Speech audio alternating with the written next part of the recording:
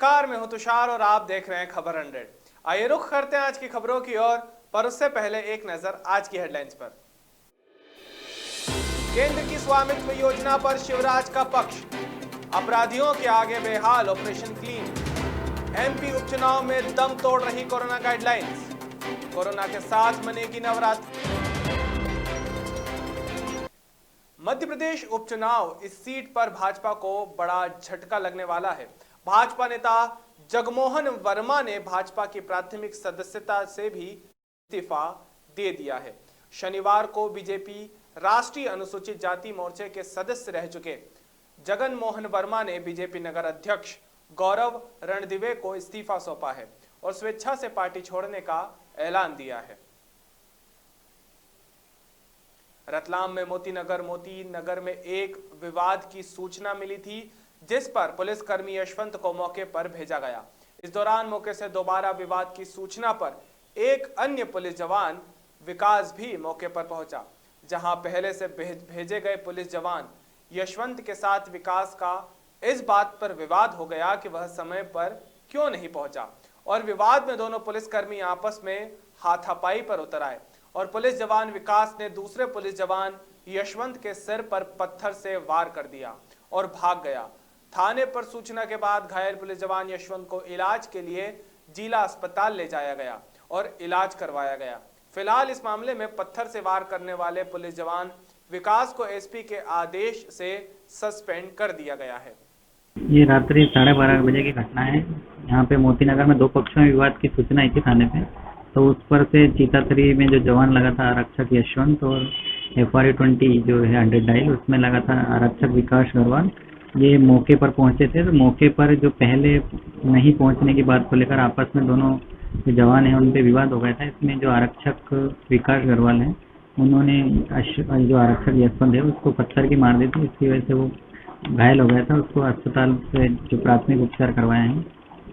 इस मामले में जो प्राथमिक रिपोर्ट है श्रीमान पुलिस अधीक्षक महोदय को प्रेषित की है, जिस मामले में श्रीमान द्वारा आरक्षक विकास गढ़वाल को सस्पेंड कर विभागीय जांच स्टार्ट की है। मंदसौर जिले के शामगढ़ तहसील के समीप ग्राम बरखेड़ा उदा में विद्युत मंडल की लापरवाही से भयानक हादसे ने अंजाम लिया है। इस तरह से घटनाएं आए दिन सामने आ रही है, लेकिन विद्युत मंडल का इस ओर जरा भी ध्यान नहीं है। बता दें, क्षेत्र में लगी हुई सारी डीपीआं हमेशा खुली रहती है। ग्रामीणों ने बताया कि कई बार लिखित और मौखिक शिकायत करने के बावजूद भी अधिकारियों ने इसे अभी तक गंभीरता से नहीं लिया है। उदा में करंट के द्वारा पहले भी किसी की मृत्यु हुई थी, उसके बावजूद भी यहाँ पर बिजली विभाग द्वारा कोई ध्यान नहीं दिया गया। इसका क्या कारण है सर? मुझे भी डीसी में आए हुए 2 महीने हुए हैं जी, मुझे इसकी जानकारी नहीं है। यूँ भी जैसे ये यहाँ पे फेस के तीनों तार तो पोल पे ही है। हाँ। ये न्यूट्रल का तार टूटा हुआ है। यूँ जनरली न्यूट्रल के तार में करंट तो आता नहीं है, ये कहीं से अचानक करंट लीकेज हुआ, उसके कारण ऐसा हादसा हुआ है। सर फिर भी जवाबदारी तो बिजली विभाग की बनती है ना? नहीं बनती है, पर चूँकि फेस के तार तो बिल्कुल सही लगे और न्यूट्रल में करंट आता नहीं है। अब वो कैसे आए उसकी हम जांच करें। क्या नाम है सर आपका? रविंद्र क्या किस पोस्ट पे सर आप? प्रधानमंत्री नरेंद्र मोदी ने स्वामित्व योजना का शुभारंभ किया है। इसी के चलते मध्य प्रदेश के मुख्यमंत्री शिवराज सिंह चौहान ने अपने बयान में कहा कि स्वामित्व योजना से हितग्राहियों को सीधा लाभ होगा। परिवार बैंक से कागजी गारंटी पर लोन भी ले सकते हैं। साथ ही शिवराज ने कांग्रेस पर तंज कसते हुए कहा कि कांग्रेस ने कुछ भी काम नहीं किया है। हम जन विकास के काम करते हैं तो वो बस हम पर टिप्पणी करते हैं। और नानाजी देशमुख का जन्मदिन है आज, और इस दिन को और ऐतिहासिक बना दिया। आज भारत के प्रधानमंत्री श्रीमान नरेंद्र मोदी जी ने हमारे गांव में रहने वाले बहन और भाइयों के लिए, वो जिस जमीन पर रहते थे, जिस घर में रहते थे, उस घर के स्वामित्व का कानूनी अधिकार उनके पास नहीं था। कोई कानूनी कागज उनके पास नहीं थे। आज स्वामित्व योजना लागू करके उनको अपने घरों का वैधानिक अधिकार प्रदान किया गया है। अब वो अपने घर की बिक्री कर सकते हैं, कोई किसी का घर खरीद सकता है, उस पर बैंक उसको उसकी गारंटी पर बैंक लोन मिल सकता है। और कई बार सीमाओं के विवाद खड़े होते थे, वो सदैव के लिए समाप्त हो गए। मध्य प्रदेश में भी इस योजना पर हमने काम शुरू किया है। 3 जिलों में अभी स्वामित्व के अधिकार की योजना पर हमारा काम चल रहा है। जल्दी पूरे मध्य प्रदेश में इसको लागू करेंगे। मैं प्रधानमंत्री जी को बहुत उज्जैन में पुलिस के चलाए जा रहे ऑपरेशन क्लीन के बावजूद भी अपराधियों के हौसले कम नहीं हो रहे हैं। 0 पॉइंट ब्रिज से ढांचा भवन की ओर जा रही युवती के गले से बदमाशों ने सोने की चेन झपट ली। घटना के बाद युवती ने अपनी एक्टिवा से आरोपियों को कुछ दूरी तक उनका पीछा भी किया, लेकिन अपराधी फरार हो गए। सूचना मिलते ही पुलिस मौके पर पहुंची और पुलिस ने आरोपियों की तलाश शुरू कर दी है। मेरे भाई की बेटी दिव्या है और ये जॉब करती है मारुति शोरूम में, और वहाँ से आ रही थी, घर साइड जा रही थी। हम पटेल कॉलोनी रहते हैं, तो इस जगह पे जो है ना, पीछे से 2 लड़के आए, बाइक पे बैठे हुए थे और उन्होंने झपटा मार के इसकी चेन छीन ली। और चेन में लॉकेट भी था, करीबन 1.5 तोले का लॉकेट और चेन थी। और इसने फिर गिरी नहीं, पर इसने पीछा करा वहाँ तक, उसका गाड़ी का टर्निंग तक, और फिर नंबर देख पाई। और टर्निंग पे क्या है, बहुत जाम था, तो वो जैसे तैसे निकल गई, ये नहीं निकल पाई जो है ना। पर इसने नंबर ये नोट कर लिया जो उसको दिमाग में आया, 70-80 नंबर था। और पीछे जो लड़का बैठा था उसको पिंक कलर का जो है शर्ट पहना हुआ था और मुंह पे गमछा था उसका, ये इतना देख पाई बस। हाईकोर्ट की ग्वालियर खंडपीठ में कोरोना गाइडलाइन के उल्लंघन को लेकर दायर जनहित याचिका पर पिटिशनर अधिवक्ता ने केंद्र और राज्य सरकार से उस आदेश को चुनौती दी है जिसमें गाइडलाइन का पालन करते हुए 100 से ज्यादा लोगों की भीड़ जमा करने संबंधी छूट प्रदान की गई है। दरअसल ग्वालियर के अधिवक्ता आशीष प्रताप सिंह ने एक जनहित याचिका हाईकोर्ट में दायर की है, जिसमें कहा गया है कि उपचुनाव के मद्देनजर कोरोना की गाइडलाइन का मजाक उड़ाया जा रहा है, जिसके कारण संक्रमण के ज्यादा फैलने का खतरा बना हुआ है। वहीं केंद्र और राज्य सरकार ने राजनीतिक कार्यक्रमों में संख्या से छूट संबंधित यह आदेश 8 अक्टूबर को निकाला है। इस पर सोमवार को सुनवाई होगी। कोर्ट ने जो न्यायालय ने जो आदेश किए हैं, 3 तारीख को एक आदेश किया था जिसमें ये कहा था कि कोविड की गाइडलाइन का पूरी तरह पालन किया जाए और जो अधिकारी हैं वो उसके विरुद्ध जो भी नियम तोड़े हैं उनके विरुद्ध कार्रवाई करें।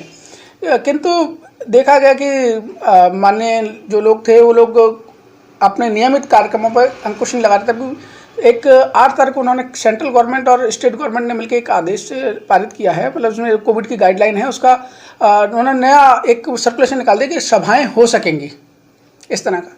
हालांकि उसमें भी मैंने इस बात के लिए कहा था कि सभाएं हो सकेंगी, ये अपने लिए एक गाइडलाइन लेके आए हैं जो पूर्णतः अनुचित है। आम आदमी के लिए कानून नहीं, इनके लिए कानून। तो 3 तारीख के जो आदेश हुआ उसका वायलेंस तो हो ही रहा है, लेकिन 8 तारीख के बाद ये अपने आप के लिए और नए रूल लेके आ गए हैं, जिसको मैंने। नवरात्रि पर्व जल्द ही शुरू होने वाला है। नवरात्रि में लाखों की संख्या में श्रद्धालु आकर मां का आशीर्वाद और दर्शन लाभ लेते हैं। इसे देखते हुए प्रशासन ने इस बार नवरात्रि पर्व से शुरू होने के पहले चाक चौबंद व्यवस्था की है। देवास कलेक्टर चंद्रमौली शुक्ला ने प्रशासन की टीम के साथ माता टेकरी पर जाकर व्यवस्था का जायजा लिया और आवश्यक दिशा निर्देशन दिए।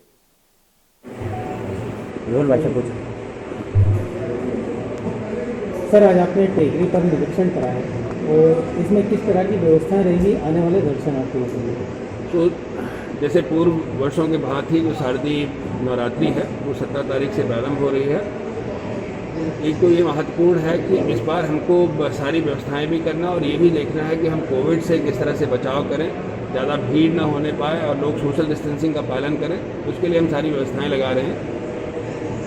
जो मूल व्यवस्था लगती थी जो लाइट की है या कि कहाँ से लोगों की एंट्री होगी, कहाँ से एग्जिट होगा, इस पर भी हम लोग ध्यान दे रहे हैं। पर इस बार पहले से हम स्पष्ट करना चाहते हैं लोगों को कि जो हमारा प्रमुख प्रवेश द्वार होगा वो जो पीछे पुलिस लाइन के पास में है धोनी वाला द्वार, वो मुख्य द्वार होगा और केवल लिमिटेड एंट्री ही हम जो है ऑफिसरी मार्ग से कराएंगे और बहुत ही जिस दिन ज़्यादा भीड़ होगी उसी दिन कराएंगे। अन्यथा सामान्यतः जो लोगों को दर्शन के लिए एंट्री होगी वो धोनी द्वार से होगी।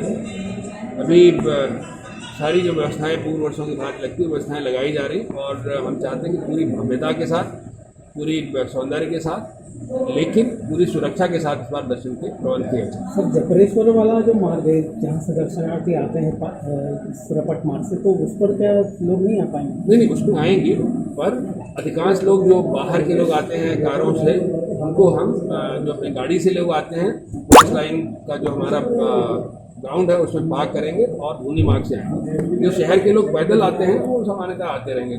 सर, आपका पहला काल है नवरात्र का, पहली बार आपका? मेरा पहला है, मेरा सौभाग्य है कि मैं यहाँ हूँ और इतने बड़े पर्व के लिए मुझे व्यवस्था करने का मौका मिल रहा है। मेरे समझ से माता जी की कृपा से सब कुछ अच्छा निपट जाए। सर, नारियल प्रसाद चालू होगा? जिस तरह से पुराने सालों की व्यवस्था होती थी, 3-4 चीज़ें स्पष्टता नहीं चालू होंगी। इस बार हमारा अन्य क्षेत्र नहीं चलेगा, शहर में कहीं भी भोजन और प्रसादी का काम नहीं चलेगा, उसको पूर्णतः हम प्रतिबंधित करेंगे। केवल दर्शन होगा और दर्शन पूरे के पूरे 9 दिन जैसे होते थे उस तरह होंगे।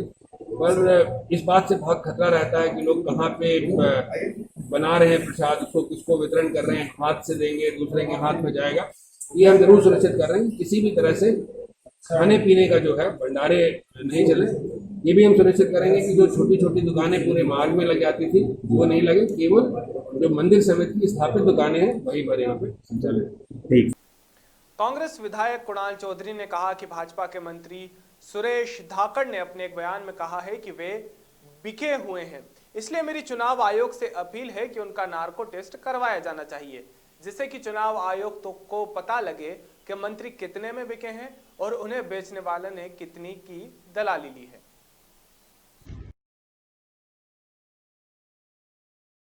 मध्य प्रदेश में खरीदे हुए जनादेश की बिगर पैर की सरकार चलाने का प्रमाण आज फिर एक मंत्री ने देने का काम किया, जिसने अपने भाषणों में कहा है कि मैं बिचा हूं और किसके लिए बिचा हूं।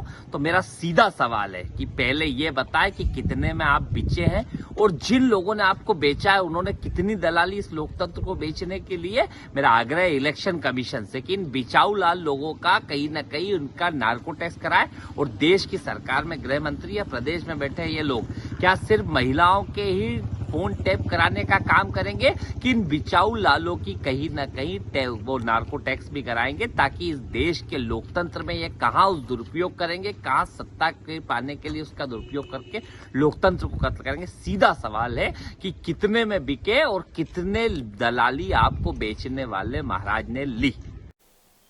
निवाली नगर में आरटीओ बैरियर ने एक वाहन पर 14,000 का चालान काटा है। इस संबंध में जब वाहन चालकों से जानकारी जुटाई गई तब वाहन चालकों ने बताया कि बैरियर पर बार बार हम लोगों से बिना किसी रसीद के पैसे लिए जाते हैं। वहीं कहीं वाहन चालकों का कहना था कि सरकार के द्वारा कोरोना काल को देखते हुए टैक्स में छूट दी गई है, जिसके बाद भी निवाली बैरियर पर हम लोगों से हजारों रुपए की वसूली की जा रही है।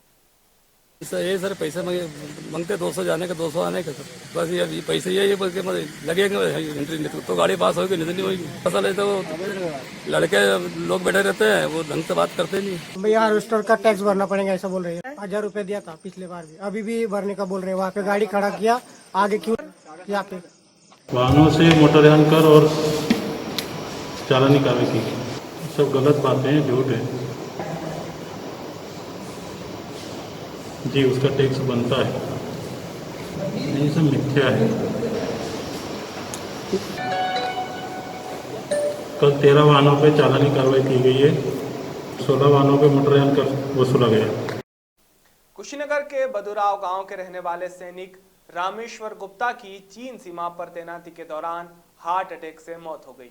सूचना मिलने के बाद परिजनों से पूरे गांव में मातम का माहौल है। परिजन आर्थिक सहायता दिलाने के लिए 2 पुत्र की नौकरी, शहीद के नाम पर सड़क और गैस एजेंसी की मांग को लेकर अंतिम संस्कार करने से मना कर रहे हैं। सुबह सांसद और विधायक गांव पहुंचे और परिजनों को आश्वासन दिया गया। उसके बाद राजकीय सम्मान के साथ शहीद के शव को अंतिम विदाई दी गई। उनको पढ़ाए लिखाए, उनको शादी करना है और पिंकी है, उनको 30 अप्रैल की बारात आएगी। और मैं सरकार से मेरा यही आग्रह है कि मीना देवी के सुख चैन के लिए, कुछ जीने के लिए गैस एजेंसी उनको हम ही भर्ती कराने के लिए गए, भर्ती कराए और हमारे इस समय हमारे गोद से चले गए। इस समय तो चले गए, लेकिन हमारा मांग हम तो अपने लिए कुछ नहीं मांगे, लेकिन उनके लिए तो मांगे उनकी स्मृति बने, उनके नाम से सड़क बने, उनके नाम से गेट लगे, ये सब काम होना चाहिए, हमारे गांव का विकास हो।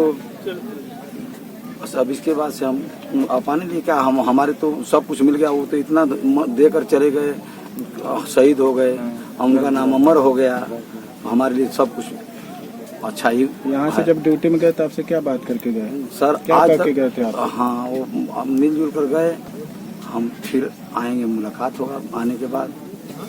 उसके बाद से मान लीजिए दूसरा समाचार हुआ, इसके बाद से वो चले गए। अब यही समाचार मिला, दुखित समाचार हमको मिला कि हमारे भाई शहीद हो गए। आज उनकी बॉडी को लेकर के हम लोग जलाए हैं, संस्कार किए। और शहीदों के लिए जो आस्था, जो विश्वास पूज्य योगी आदित्यनाथ महाराज जी पूरे उत्तर प्रदेश में लागू किए हैं, उसमें कहीं कोई अब कमी नहीं आने देंगे। और आज के प्रति संवेदना हम सभी की होनी चाहिए, उस परिवार के प्रति, उस राष्ट्रभक्त के प्रति। और सभी नौजवानों को मैं आगाह करूंगा कि इन विषम परिस्थितियों में आप सभी को संगठित होकर के उस परिवार के साथ खड़े होने की आवश्यकता है, उस वीर सपूत के साथ खड़े होने की आवश्यकता है, ताकि वह वीर सपूत के आत्मा को हम शांति दे सकें। न कि विरोध करके हम कुछ नहीं कर पाएंगे।